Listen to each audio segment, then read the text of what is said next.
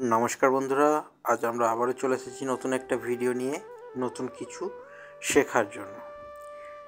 তো আগের ভিডিও থেকে আমরা কি জানলাম বা কি শিখলাম, যে কন্যা লগ্নের ইষ্টগ্রহ বা ইষ্ট দেবতা লগ্ন থেকে দ্বাদশ ঘর অবধি লগ্ন ছকে বসলে কেমন ফলাফল দেয় বা দিতে পারে।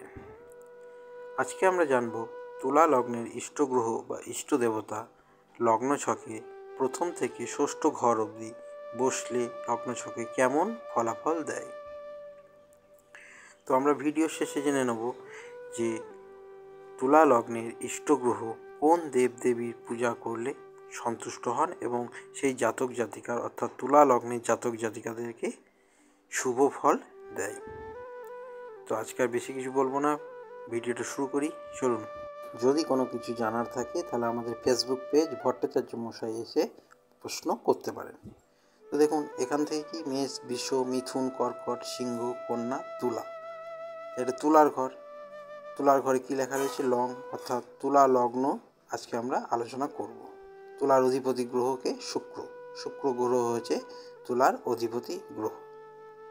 তাহলে শুক্র গ্রহ কাকে কোন ডিপার্টমেন্ট দিয়েছেন সেটা আমরা একটু দেখে নেব।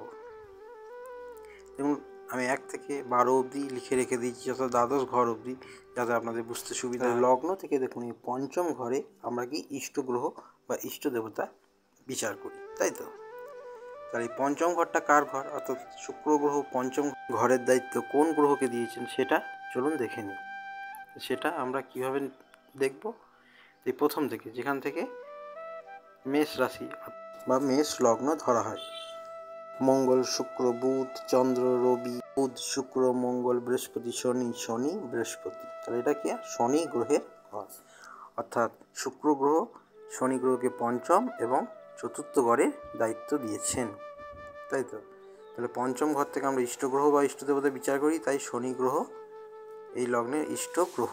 তাই শনি গ্রহ যদি লগ্নে বসেন তখন কেমন ফলাফল দিতে পারে লগ্ন ছকে। তো তুলা লগ্নে শনি যদি লগ্নে বসেন তখন সেক্ষেত্রে সে উচ্চ হয়ে যায় এবং শুভ ফলাফল দেয়। ত্রিকোণের মালিক অর্থাৎ পঞ্চমপতি, সেহেতু সবসময় শুভ ফলাফল দেবে। জাতক জাতিকা দেখতে শুনতে ভালো হবে, চিন্তা ভাবনা সুন্দর হবে, আকৃতি ভালো হবে, স্বাস্থ্য ভালো হবে। এখান থেকে বসে যখন তার তৃতীয় দৃষ্টি তৃতীয় পড়বে তখন কি হবে? সাহস বাড়বে, পরাক্রম করার ক্ষমতা বাড়বে, ধৈর্য বাড়বে, এগুলো হবে। সপ্তম দৃষ্টি যখন সপ্তমে পড়বে তখন কি? বিবাহিত জীবন সুখের হবে, স্বামী স্ত্রীর মধ্যে অ্যাডজাস্টমেন্ট ভালো হবে, ব্যবসা বাণিজ্যতে উন্নতি লাভ করবে। এখান থেকে বসে যখন তার দশম দৃষ্টি দশমে পড়বে, কর্মে উন্নতি হবে। পায়ের হাঁটুতে যদি ব্যথা থাকে সেই ব্যথা কিন্তু সেরে যাবে। এইগুলো কিন্তু শনির দশা অন্তর্দশাতে হবে। পরবর্তীতে শনি গ্রহ যখন দ্বিতীয় ঘরে বসবে অর্থাৎ দ্বিতীয়ভাবে, তখন কি? ধন সম্পত্তির অভাব হবে না, ধন সম্পত্তির উন্নতি হবে, আত্মীয় স্বজনের সাথে সুসম্পর্ক হবে, মানুষকে সৎ পরামর্শ দেবে, এইসবগুলো কিন্তু হবে। এখানে বসে যখন তার তৃতীয় দৃষ্টি চতুর্থে পড়বে তখন কী হবে? মার সাথে সুসম্পর্ক তৈরি হবে, ব্যবসা বাণিজ্যতে উন্নতি হবে, জমানো ধন সম্পত্তি লাভ করবে, গৃহস্থ জীবন খুব ভালোভাবে চলবে। এখান থেকে বসে যখন তার সপ্তম দৃষ্টি অষ্টমে পড়বে, জাতক বা জাতিকার শ্বশুর বাড়িতে যদি অশান্তি থাকে সেগুলো কিন্তু সে নিজের বুদ্ধির মাধ্যমে সমাধান করে নিতে পারবে, বাধা বিঘ্নকে নিজের বুদ্ধির মাধ্যমে সমাধান করে নেবে। এরপর দশম দৃষ্টি যখন একাদশে পড়বে, ছোটোখাটো রোগ জ্বালা কিন্তু আসবে, কিন্তু সেগুলো কি? শনির দশা এবং অন্তর্দশাতে সেগুলো ঠিক হয়ে যাবে, ইচ্ছে পূরণ হবে, লাভ হবে, এগুলো কিন্তু হবে। পরবর্তীতে শনি গ্রহ যখন তৃতীয় বসবে, তৃতীয় বসলে কিন্তু পরাক্রম করার ক্ষমতা বাড়বে, কাজ করার এনার্জি বাড়বে, কিন্তু পরিশ্রম করতে হবে প্রচণ্ড পরিমাণে। শনি গ্রহ সেই জাতক বা জাতিকাকে প্রচণ্ড পরিমাণে পরিশ্রম করানোর টেন্ডেন্সি কিন্তু মাথার মধ্যে এনে দেবে। পরবর্তীতে তৃতীয় দৃষ্টি যখন পঞ্চমে পড়বে, পঞ্চমে পড়লে কিন্তু জাতক বা জাতিকা পড়াশোনাতে একটু বাধা দেবে, মন অন্যদিকে চলে যেতে চাইবে। এরপর যখন সপ্তম দৃষ্টি নবমে পড়বে, জাতক বা জাতিকা ধর্মকে মানবে, মাঝে মধ্যে পিতার সাথে মনোমালিন্য হবে, কিন্তু তা আবার ঠিক হয়ে যাবে। পায়ের জ্যাঙ্গে সমস্যা আসবে, কিন্তু সেটাও আবার ঠিক হয়ে যাবে। আবার দশম দৃষ্টি যখন দ্বাদশে পড়বে, ব্যয় করাবে, ব্যয় হবে, হাসপাতালে খরচা বাড়বে, এগুলো কিন্তু শনির দশা অন্তর্দশা এবং ডিগ্রিগত বলাবল যখন ঠিক থাকবে তখন হবে। শনি গ্রহ যখন চতুর্থে বসবে তখন কেমন ফলাফল দেবে? চতুর্থে বসলে কিন্তু শুভ ফলাফল দেবে। মার সাথে সুসম্পর্ক হবে, ব্যবসা বাণিজ্য ভালো হবে, ধন সম্পত্তিতে উন্নতি হবে, গৃহস্থ জীবন ভালো হবে, এইসবগুলো কিন্তু ভালো হবে। তৃতীয় দৃষ্টি যখন ষষ্ঠে পড়বে, ছোটোখাটো রোগ জ্বালা কিন্তু আসবে শনির দশা অন্তর্দশাতে, এবং সেগুলো কিন্তু আবার শনির দশা অন্তর্দশাতেই কিন্তু কেটে যাবে, রোগ জ্বালা এইসবগুলো। সপ্তম দৃষ্টি যখন দশমে পড়বে, তখন কি কর্মক্ষেত্রে উন্নতি হবে, পরিশ্রম বেশি করতে হবে না, অল্প পরিশ্রমের মাধ্যমেই কিন্তু কর্মক্ষেত্রে অনেক উন্নতি পাওয়া যাবে। দশম দৃষ্টি যখন লগ্নে পড়বে, জাতক বা জাতিকা বুদ্ধিমান হবে, সবাইকে সৎ পরামর্শ দেবে, স্বাস্থ্য ভালো থাকবে, এই সবগুলো কিন্তু সমস্ত কিছু শুভ ফলাফল দেবে। তাও কখন দশা অন্তর্দশা এবং ফলাফল যখন ভালো থাকবে। এরপর পঞ্চমে যখন শনি গ্রহ বসবে নিজের জায়গায় স্বক্ষেত্রে অর্থাৎ ত্রিকোণে, জাতক বুদ্ধিমান হবে, পড়াশোনায় ভালো হবে, প্রেম ভালোবাসা হবে, লটারি প্রাপ্তির যোগ হবে, এইসবগুলো কিন্তু শুভ ফলাফলগুলো কিন্তু পাওয়া যাবে। ঠিক আছে, এখান থেকে বসে যখন তার তৃতীয় দৃষ্টি কোথায় পড়বে, সপ্তমে পড়বে, বিবাহিত জীবন ভালো হবে, স্বামী স্ত্রীর মধ্যে অ্যাডজাস্টমেন্ট ভালো হবে, ব্যবসা বাণিজ্য উন্নতি হবে, ব্যবসার ক্ষেত্রে খুবই লাভবান হবে। এখান থেকে বসে অর্থাৎ পঞ্চমে বসে সপ্তম দৃষ্টি যখন কোথায় একাদশে পড়বে, তখন কি ছোটোখাটো রোগ জ্বালা কিন্তু হতে দেবে না, ইচ্ছা পূরণ হবে, লাভ হবে, এইসবগুলো কিন্তু জাতক বা জাতিকার জীবনে আসবে। কিন্তু কখন দশা অন্তর্দশা এবং ডিগ্রিগত বলাবল কিন্তু ভালো থাকতে হবে।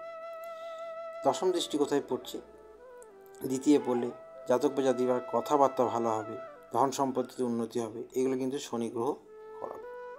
পরবর্তীতে ষষ্ঠ ঘরে যখন শনি গ্রহ বসবে, তখন কি রোগ জ্বালা কিন্তু আসবে, কারণ ষষ্ঠ ঘরটা কিন্তু অশুভ ঘর একটা, পঞ্চমপতি হওয়ার কারণে ষষ্ঠ ঘরে বসলে কিন্তু রোগ জ্বালা আসবে। শনিবারের পালন, দান ধ্যান এগুলো একটু করতে হবে। এখান থেকে বসে যখন তৃতীয় দৃষ্টি অষ্টমে পড়বে, অষ্টমে কিন্তু যেসব সমস্যাগুলো সেগুলো কিন্তু মৃত্যুতুল্য কষ্ট দেবে, কারণ ষষ্ঠ ঘরটা খুবই অশুভ ঘর।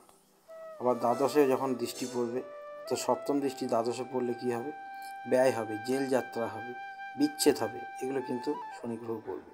আবার দশম দৃষ্টি যখন তৃতীয় পড়বে, ছোটো ভাই বোনের সাথে ঝামেলা, ঝুট ঝামেলা হবে, অতিরিক্ত পরিশ্রম করাবে, সেহেতু ফল পাওয়া যাবে না, পরিশ্রম করেও কিন্তু সেই ফল ভালো ফল পাওয়া যাবে না, এগুলো কিন্তু শনি গ্রহ তখন করাবে, এইগুলো কিন্তু মাথায় রাখবে।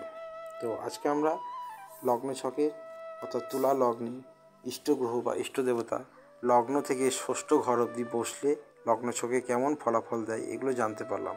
তো এই ষষ্ঠ ঘরে যখন এই খারাপ ফলগুলো দেবে, তখন কিন্তু একটু দান ধ্যান এইগুলো কিন্তু করতে হবে। শনিবার নিরামিষ খাওয়া, শনিদেবের কাছে প্রণাম করা, এইগুলো কিন্তু করতে হবে। শনিদেবের ইষ্ট দেবতাকে শিব অর্থাৎ বাবা ভোলানাথ, মহাদেবের কাছে পূজা প্রার্থনা এগুলো কিন্তু করতে হবে। এছাড়াও প্রত্যেক শনিবার আপনারা শনিদেবের মন্দিরে গিয়ে প্রণাম প্রার্থনা এইসবগুলো করবেন, তাতে আপনাদের যে সমস্ত সমস্যাগুলো লগ্ন ছকে থাকবে সেগুলো কিন্তু ধীরে ধীরে কেটে যাবে। এছাড়াও রাস্তাঘাটে যে সমস্ত কুকুর ছানা ঘুরে বেড়ায় বা কুকুর, বা আপনার বাড়ির সামনেও যদি কুকুর থাকে তাদেরকে খাওয়া দাওয়া করাবেন, হয় বিস্কুট খাওয়ালেন কি পাউরুটি খাওয়ালেন, তাতেও কিন্তু আপনাদের সমস্যাগুলো ধীরে ধীরে কেটে যাবে। তো আজকের ভিডিওটা আমরা এখানেই শেষ করব। জানি না আপনাদেরকে ঠিকমতো শেখাতে পারছি কি না, যদি শেখাতে পারি তাহলে একটা লাইক শেয়ার অ্যান্ড সাবস্ক্রাইব করবেন, আর যদি না পারি তাহলে সেটাও কমেন্টে জানাবেন। তো সকলে ভালো থাকবেন, সুস্থ থাকবেন, আর কোনো কিছু জানার হলে ভট্টাচার্য মশাই পেজে এসে বলবেন। ধন্যবাদ সকলকে।